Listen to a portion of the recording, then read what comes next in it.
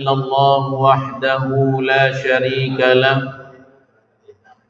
وأشهد أن سيدنا ونبينا محمدا عبده ورسوله لا نبي بعده.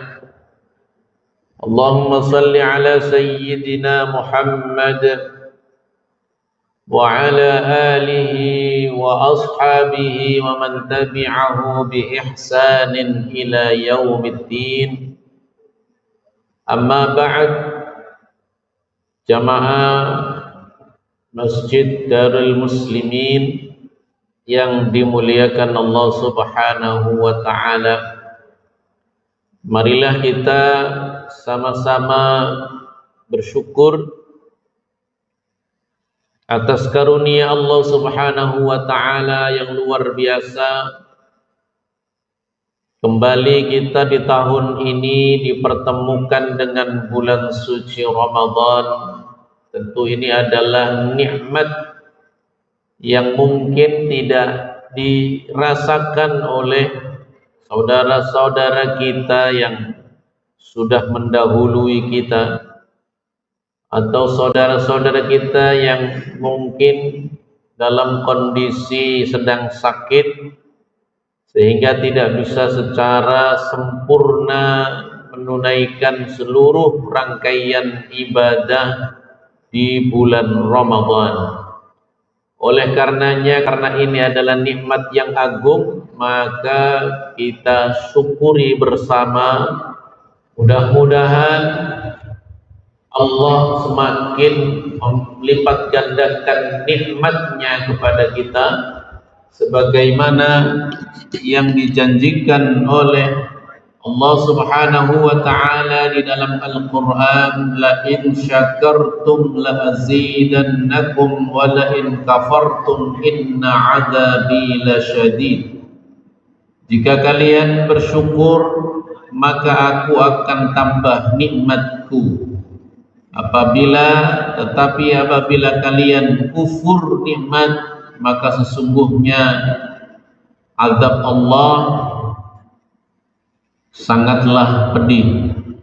Oleh karenanya, marilah kita sama-sama mewujudkan kesyukuran kita ini dengan memanfaatkan kesempatan yang Allah berikan kepada kita bertemu dengan Ramadan ini, agar kita gunakan, kita maksimalkan untuk mendapatkan posisi yang istimewa di hadapan Allah Subhanahu wa ta'ala. Bapak Ibu jamaah sekalian, adik-adik yang dimuliakan Allah Subhanahu wa ta'ala, keistimewaan kemuliaan bulan suci Ramadan, begitu banyak Allah menjanjikan kebaikan-kebaikan, keberkahan, rahmat, ampunan, itqun minan nar, pembebasan dari api neraka, yang kesempatan ini tentu tidak ditemukan di bulan-bulan yang lain. Maka ini adalah satu pemberhentian yang besar yang Allah berikan kepada kita. Semua kita ini sedang melakukan perjalanan yang panjang. Nahnu musafirun ilallah. Kita ini menjadi musafir, perjalanan panjang. Ada yang 60 tahun, ada yang 70 tahun, ada yang 50 tahun, ada yang 40 tahun, bahkan ada yang hanya beberapa hari. Karena kita melakukan perjalanan yang panjang, maka Allah sediakan kepada kita rest area. Ada rest area yang kecil, ada rest area yang sedang, dan Ramadan ini adalah rest area terbesar dengan waktu yang lebih lama, dengan harapan kita ketika berada di dalam pemberhentian besar ini mencari bekal sebanyak-banyaknya untuk melanjutkan perjalanan panjang kita menuju Allah Subhanahu wa taala. Hadis Rasulullah sallallahu alaihi wasallam, kalau orang tidak mendapatkan kebaikan Ramadan, maka dia sulit untuk mendapatkan kebaikan yang lainnya. Faman hurima khairaha faqad hurim. Siapa yang terhalang mendapatkan kebaikan Ramadan, maka dia terhalang untuk mendapatkan kebaikan. Oleh karenanya ini adalah sekali lagi pemberhentian yang Allah sediakan untuk kita.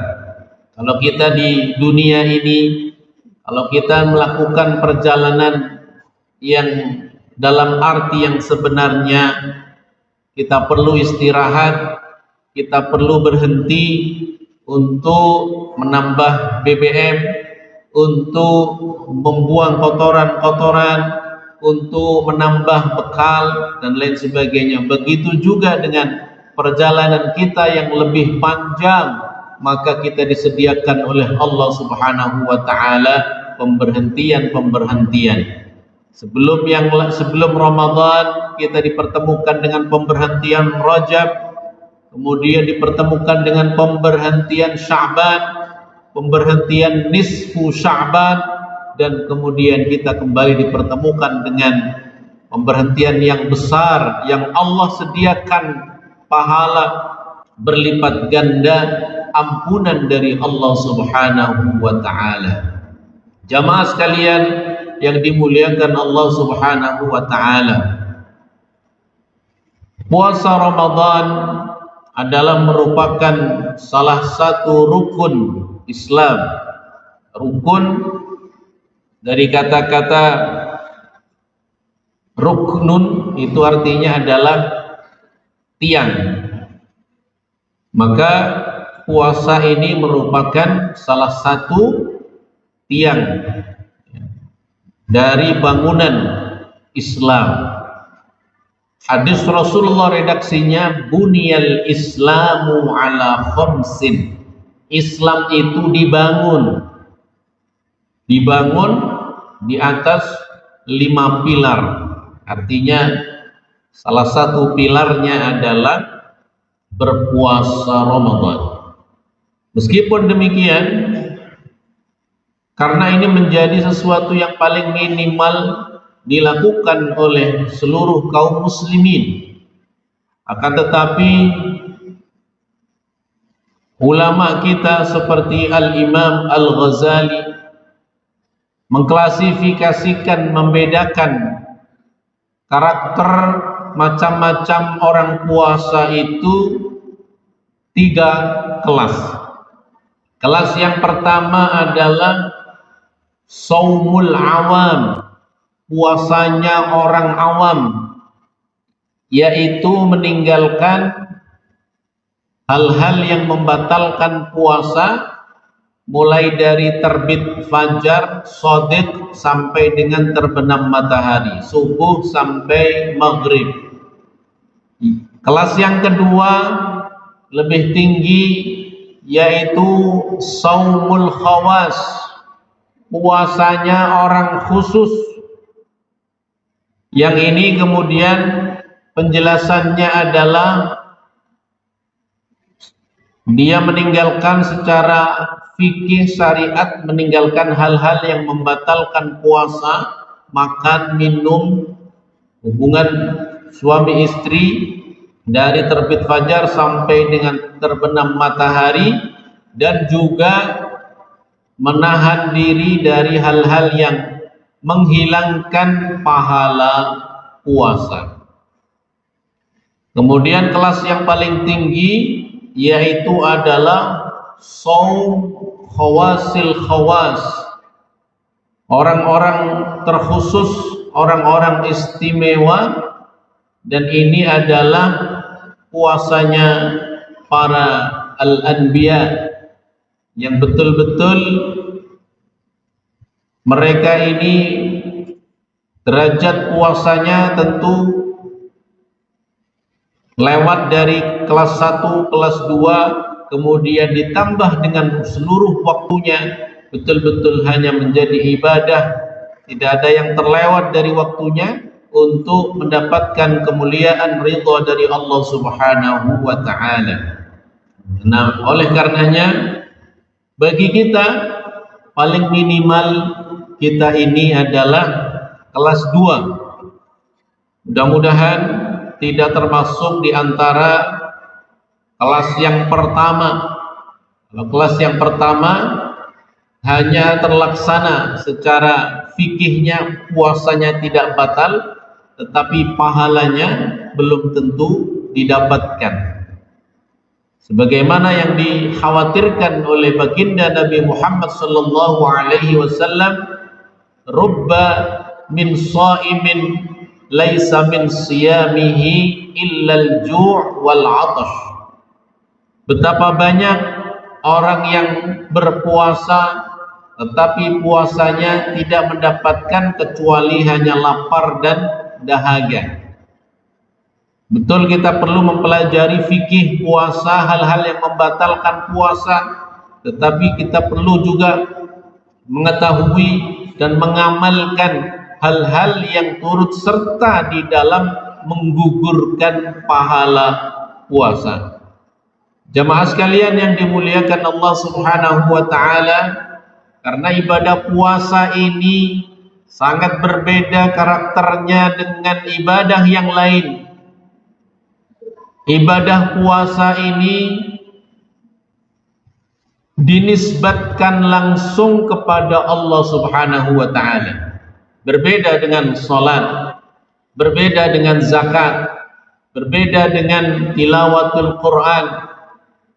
Tetapi puasa ini untuk Allah Subhanahu wa taala dan Allah langsung yang memberikan pahalanya. Tidak didelegasikan kepada para malaikat. Begitu dekatnya orang yang berpuasa dengan Allah Subhanahu wa taala. Amalan ibadah yang sangat mudah orang bisa menyembunyikan. Kalau di luar Ramadan, orang bisa menyembunyikan ibadahnya sehingga dia lebih bersih hatinya. Dia lebih bisa menjaga dari hal-hal yang merusak niatnya. Inilah puasa. Disebutkan di dalam hadis qudsi. Hadis qudsi ini tentu derajatnya lebih tinggi karena hadis qudsi adalah redaksi dari Nabi Muhammad, tetapi perkataannya ini dari Allah Subhanahu wa taala. Allah yang menyebutkan, Allah berfirman, kemudian dibahasakan oleh baginda Nabi Muhammad sallallahu alaihi wasallam, dan ini bukan Al-Qur'an. Yang disebut dengan hadis qudsi. Dalam hadis qudsi disebutkan as-shaumu li wa ana ajzi bihi. Puasa itu untukku dan saya langsung yang akan memberikan pahalanya. Sehingga ini kedekatan yang istimewa bagi kita yang melaksanakan puasa dengan Allah Subhanahu wa taala. Siapakah orang-orang yang berhasil menempati istimewa melalui puasa? Di dalam, kalau kita melihat ayat-ayat Al-Quran, perintah puasa itu yang tadi dibacakan oleh imam salat subuh, ya. Ya ayyuhalladzina amanu kutiba alaikumus siyamu kama kutiba alal ladzina min qablikum كما كتب على الذين من قبلكم لعلكم تتقون. Di dalam Al-Quran Allah memanggil berbagai macam kelompok manusia. Ada yang dipanggil manusia secara keseluruhan dengan menggunakan redaksi Ya bani Adam, wahai anak turun Nabi Adam. Ada juga dengan reaksi yang lain. Ya ayyuhan nas, wahai sekalian manusia. Sehingga ini mencakup berbagai lintas kepercayaan, lintas akidah, bukan hanya orang Muslim. Tetapi yang dipanggil oleh Allah ketika Allah ingin mewajibkan puasa, memerintahkan puasa, yang dipanggil itu adalah orang-orang yang beriman. Kalau di dalam hierarki kualitas seseorang, bahwa orang mukmin itu berada di atas orang Muslim. Artinya tidak semua orang Muslim menduduki atau mencapai kedudukan seorang mukmin. Kemudian, jadi secara hierarki yang pertama, yang paling rendah itu adalah ketika orang mengucapkan kalimat asyhadu an la ilaha illallah wa asyhadu anna muhammadar rasulullah, maka dia masuk pintu Islam. Kecuali kalau orang yang dari kecil dilahirkan dari kedua orang tua yang beragama Islam, maka tidak perlu mengucapkan syahadat. Kecuali orang yang sebelumnya dari kecil sampai dengan dewasa dibiasakan oleh kedua orang tuanya melakukan aktivitas kepercayaan, cara ibadah, agama yang lain. Ketika dia mendapatkan hidayah, maka dia wajib kemudian pertama kali mengucapkan kalimat syahadat. Karena ada juga satu kelompok yang mewajibkan orang Muslim syahadat ulang. Ini tidak perlu ya. Ada sebagian, ada salah satu kelompok bahwa mereka ketika ingin merekrut orang mukmin ke dalam kelompok orang Muslim kepada kelompoknya, maka dia harus syahadat ulang. Namanya syahadat, katanya namanya syahadat itu artinya bersaksi. Aku bersaksi dan harus ada yang menyaksikan. Nah, bagi mereka ini yang harus menyaksikannya adalah mursyidnya. Nah, gitu ya. Jadi kita tekankan, kita yakini bahwa ketika kita dilahirkan dari kedua orang tua Muslim, maka tidak perlu kita mengucapkan kalimat syahadat yang dimaksud itu sebagai pintu masuk Islam. Jelas ya? Karena semua yang terlahir meskipun kedua orang tuanya Yahudi, Nasrani atau agama yang lain, ketika anak itu dilahirkan semua dalam keadaan Islam. Sebagaimana yang disebutkan dalam hadis Rasul sallallahu alaihi wasallam, kullu mauludin yuladu 'alal fitrah. Semua yang lahir itu dalam keadaan fitrah. Fitrah artinya suci, fitrah artinya bersih, tidak terkotori apapun. Jadi orang yang lahir itu tidak disalahkan. Yang salah adalah kedua orang tuanya. Kemudian lanjutan hadis itu adalah fa'abawahu yuhawwidanihi. Kedua orang tuanya kemudian menjadikan dia Yahudi, au yunassiranihi, atau menjadikan Nasrani, au yumajjisanihi, atau menjadikan dia Majusi. Tidak ada menyebutkan au yumassilamihi, menjadikan dia Islam, tidak ada.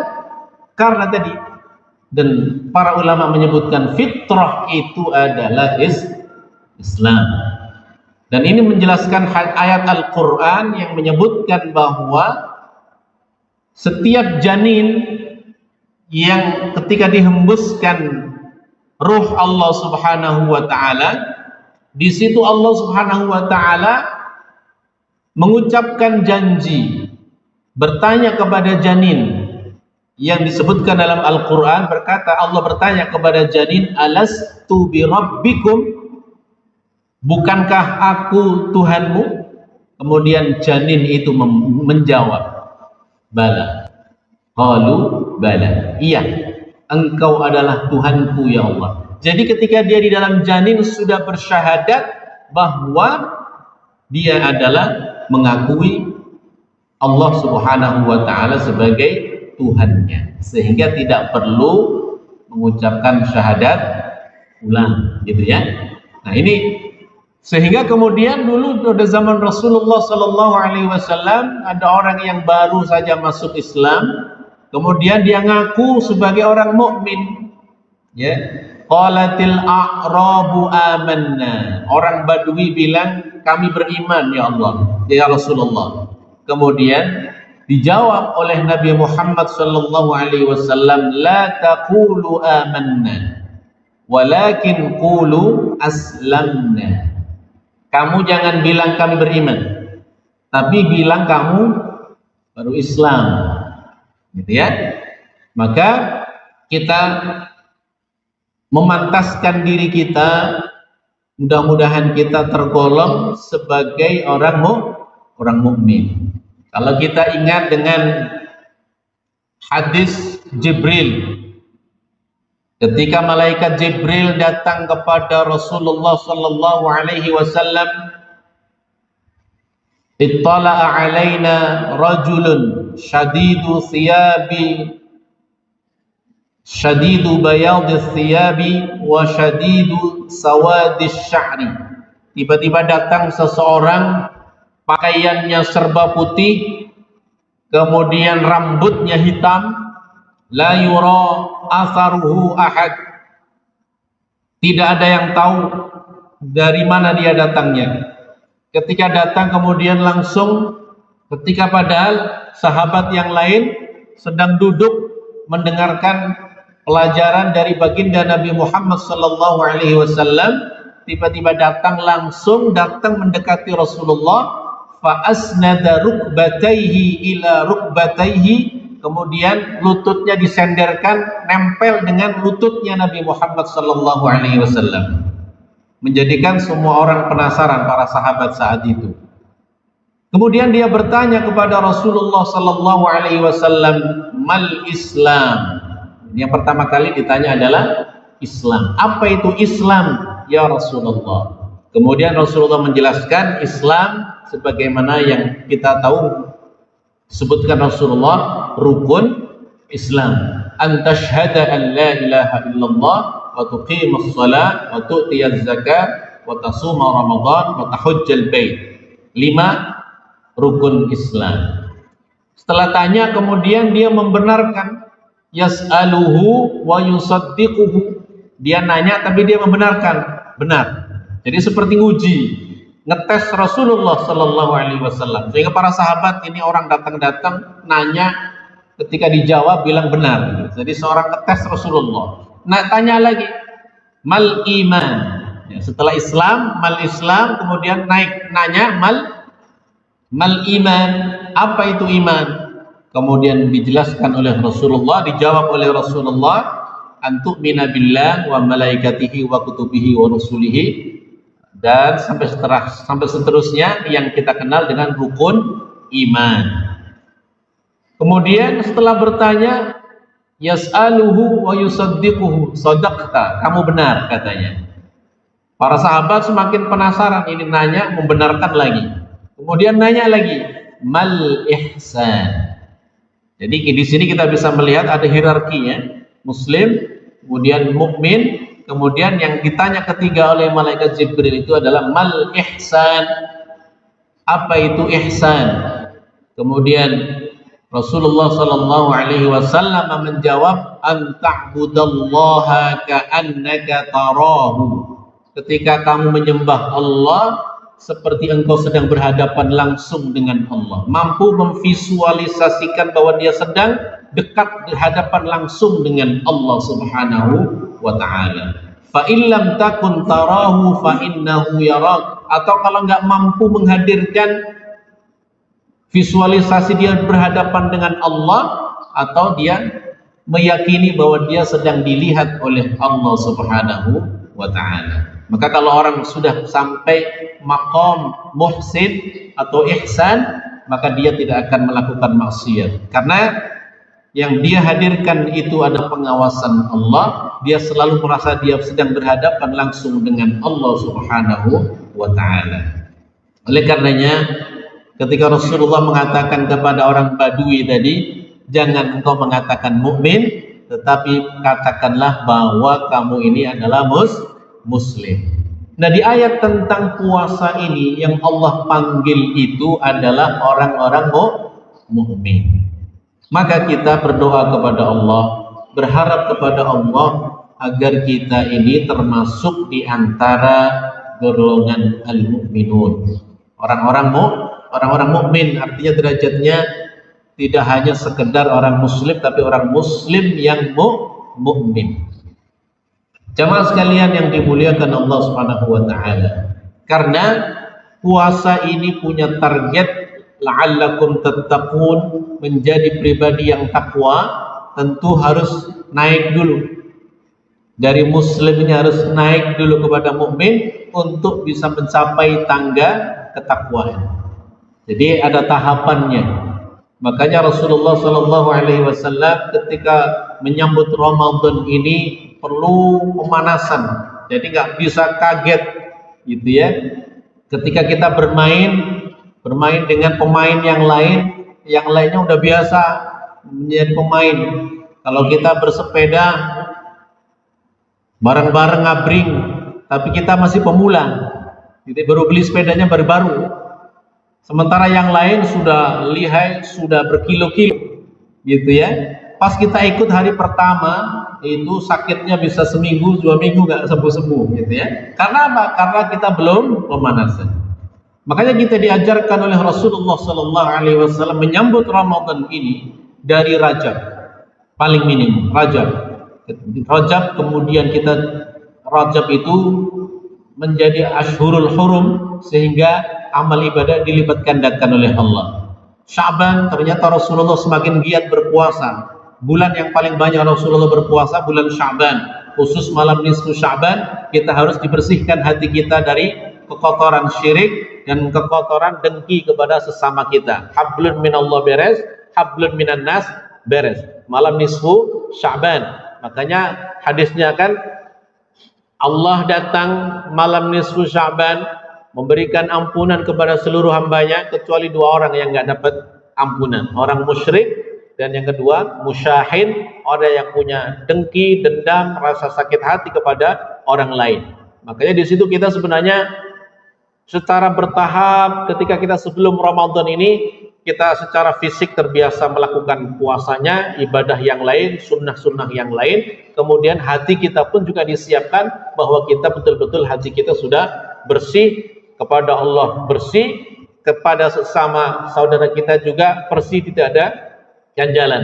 Maka ketika kita berada di Ramadan, bukan baru adaptasi, tetapi kita sudah terbiasa, kita sudah lihai, kita sudah cakap, kita sudah betul-betul lentur lunglai dalam melaksanakan aktivitas ibadah. Kita merasakan, ya, mungkin kita merasakan di hari pertama Ramadan, gitu ya, karena sudah lama nggak puasa misalkan begitu ya, pasti ada penyesuaian. Padahal kita di hari pertama Ramadan, kita idealnya seharusnya kita sudah ngegas, kemudian terus naik puncaknya sampai dengan 10 hari terakhir di bulan Ramadan. Ini adalah kurikulum yang diajarkan oleh baginda Nabi Muhammad SAW, sehingga kita betul-betul mendapatkan berbagai macam kesempatan pahala yang Allah janjikan di bulan Ramadan. Harapan kita adalah bahwa kita seperti yang dijanjikan oleh baginda Nabi Muhammad SAW, man shoma ramadhana imanan wahtisaban ghufira lahu ma taqaddama min dhanbihi. Dan ini tadi berkaitan juga dengan ayat yang saya sebutkan tadi ya. Yang dipanggil oleh Allah adalah ya ayyuhalladzina amanu. Sehingga kita tadi ingin kualitas puasanya lebih baik, kualitas puasanya terbaik. maka kemudian kita perlu mengupgrade diri kita, memantaskan diri kita masuk dalam kategori orang mukmin. Dan hadis Rasulullah tadi menyebutkan, barang siapa yang berpuasa, man shoma Ramadhan, dalam redaksi yang lain man qama Ramadhan, siapa yang puasa di bulan Ramadan, atau man qama, siapa yang qiyamul lail pada malam Ramadan, imanan, ya, ditegaskan oleh Rasulullah, imanan dengan keimanan. Jadi ada syaratnya.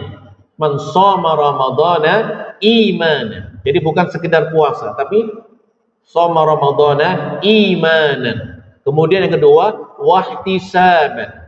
Ihtisab dengan penuh mengharap pahala dari Allah Subhanahu wa taala dan menghindarkan kepada hal-hal yang mengundang murka Allah atau yang tidak disukai oleh Allah selama kita melaksanakan ibadah. Artinya meninggalkan hal-hal yang bisa menggugurkan, menghilangkan pahala puasa.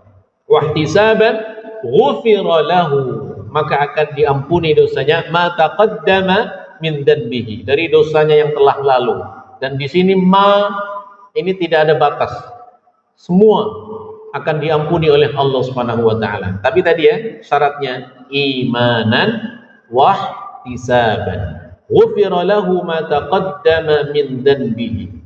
Oleh karenanya sekali lagi bahwa kita perlu membersihkan hati kita, membersihkan keyakinan kita bahwa kita totalitas penghambaan kita, memurnikan akidah kita hanya kepada Allah Subhanahu wa taala. Jamaah sekalian yang dimuliakan Allah Subhanahu wa taala, di bulan Ramadan Allah janjikan kita ampunan, ya, maghfirah. Ada yang mungkin berpandangan maghfirah masa sekedar maghfirah begitu ya.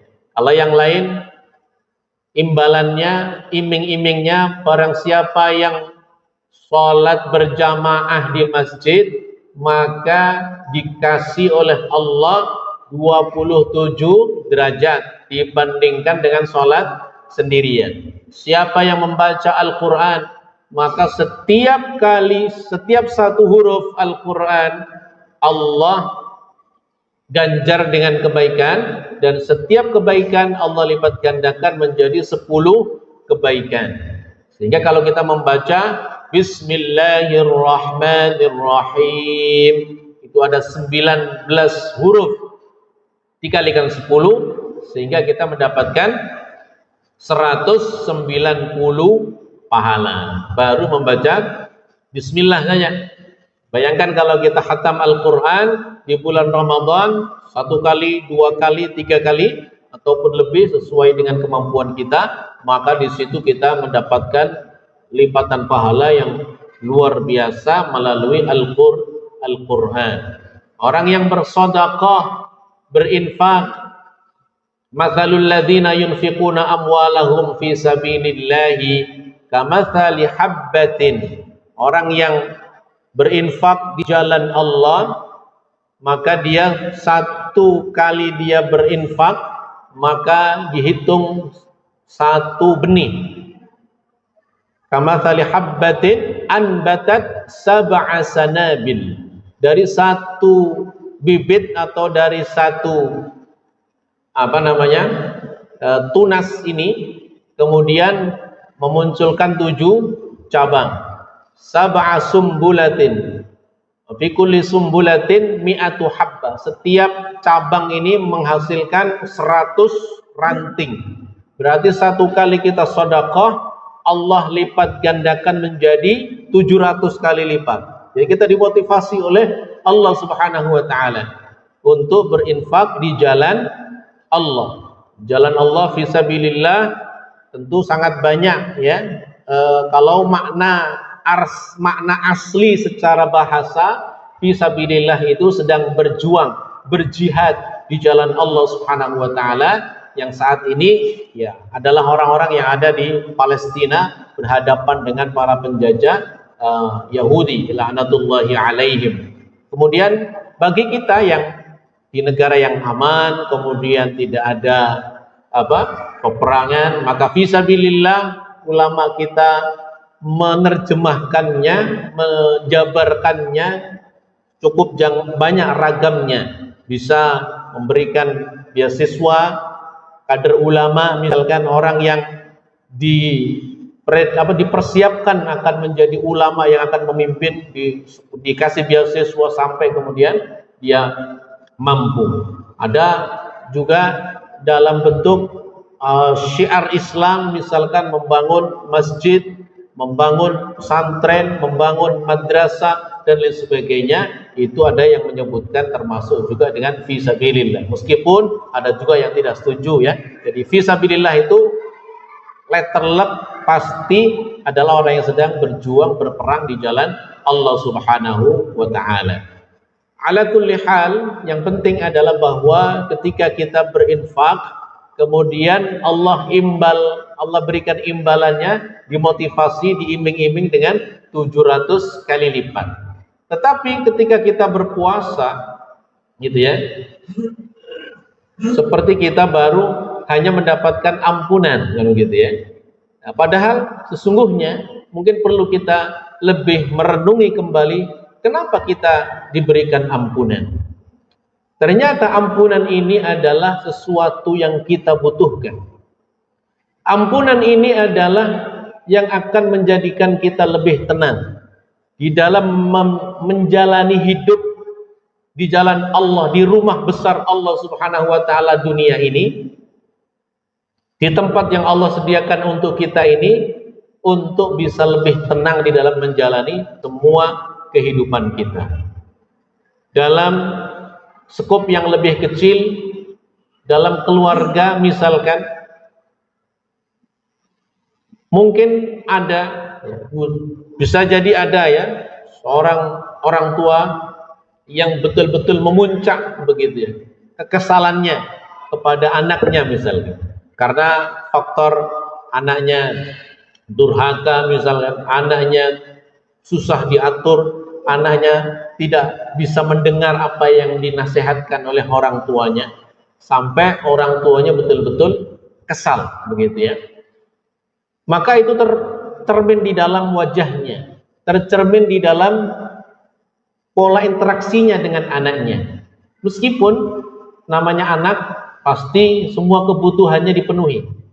Minta ini dipenuhi, jajan dipenuhi, SPP sekolah dipenuhi, semuanya dipenuhi, termasuk mau makan dipenuhi. Tetapi ketika orang tua memberikan itu tidak dengan betul-betul tulus, tidak betul-betul dengan hati yang lapang, bahkan mungkin terucap kalimat-kalimat yang agak kasar begitu karena saking keselnya kepada anaknya, gitu ya. Jadi meskipun semua kebutuhannya dipenuhi, tetapi secara ketenangan, ridhonya itu enggak nyampe, ridhonya itu tidak dirasakan oleh anaknya. Jadi ketika memberi itu mungkin agak dilempar begitu ya. Tidak beda dengan memberikan dengan senyum, dengan kasih sayang, pasti rasanya akan berbeda. Dan termasuk ketika anak kemudian mendapatkan perlakuan seperti itu, maka dia kemudian merasakan tidak nyaman, merasakan tidak enak. Inilah kemudian satu gambaran betapa pentingnya bahwa kita ini perlu mendapatkan ridho.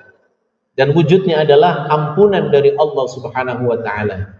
Kita kebutuhan kita dipenuhi semuanya oleh Allah. Kita bisa makan, kita punya rasa sehat, tetapi tadi mungkin hati kita tidak tenang, hati kita gundah, hati kita merasa banyak masalah dan lain sebagainya. Maka inilah pentingnya kita mendapatkan ampunan, ridho dari Allah Subhanahu wa ta'ala. Orang tua tadi kemudian ketika anaknya meminta maaf, datang kepada orang tuanya, minta maaf. Inilah sama dengan kita datang kepada Allah, membaca istighfar, mengakui kesalahan kita di hadapan Allah Subhanahu wa ta'ala, kemudian Allah ampuni dosa-dosa kita. Maka disitulah kita mendapatkan ketenangan di dalam hidup ini. Sama juga orang tua ketika, iya nak, kamu saya maafkan, jangan diulangi lagi. Maka kemudian ketika dia memberikan, doa-doanya pun mengalir. Kalau lagi kesel begitu kadang-kadang doanya juga sudah lupa begitu ya, saking kesalnya. Inilah gambaran betapa pentingnya kita mendapatkan ampunan, maghfirah dari Allah Subhanahu wa taala. Mudah-mudahan di bulan Ramadan ini kita betul-betul melebur semua dosa kita, mendapatkan ampunan dari Allah Subhanahu wa taala, terus meningkatkan kualitas ibadah kita kepada Allah Subhanahu wa taala. Aqulu qauli hadza wa astaghfirullah li wa lakum. Astaghfirullah min qaulin bila ilmin, astaghfirullah min qaulin bila amalin. Wallahu muwaffiq ila aqwamit thariq. Wassalamu alaikum warahmatullahi wabarakatuh. Waalaikumsalam.